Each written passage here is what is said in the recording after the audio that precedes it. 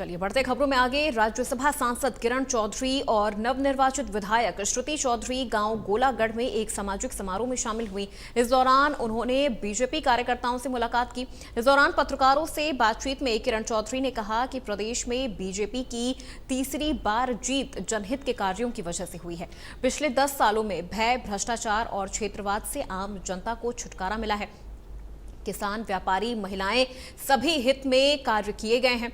दूसरी तरफ बापू बेटा की भ्रष्ट पार्टी के पास भय, भ्रष्टाचार और क्षेत्रवाद के अलावा कुछ नहीं था। प्रदेश की जनता ने कांग्रेस को सिरे से नकार दिया है। भूपेंद्र हुड्डा और उनके बेटे की राजनीति खत्म हो चुकी है। उन्होंने कहा कि कांग्रेस का मंथन केवल दिखावा है, अब उसमें कुछ नहीं बचा।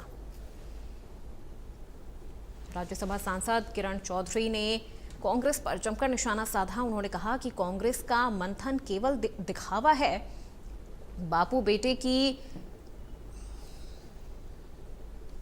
हमारे भाजपा के नेतृत्व ने काम करा, सारे के सारे जो शीर्ष जो है अंतिम छोर तक का जो व्यक्ति है उसके लिए काम करा। और दूसरी तरफ क्या था? क्षेत्रवाद, दूसरी तरफ था भ्रष्टाचार, दूसरी तरफ था भाई भतीजावाद और दूसरी तरफ था झूठ और लूट और खसोट, सारा कुछ। तो जनता समझदार है, जनता को समझ आ गई।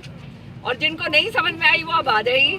देखो, अंगूर खट्टे हैं, सच्चाई ये है। अब इनको कुछ और तो मिला नहीं, तो अब ठीकरा किसके ऊपर फोड़ो? फोड़ना तो चाहिए बाबू बेटा पे।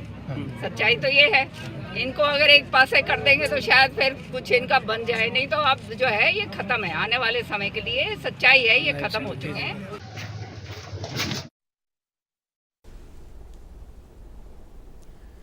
तो वहीं आम आदमी पार्टी के प्रदेश अध्यक्ष सुशील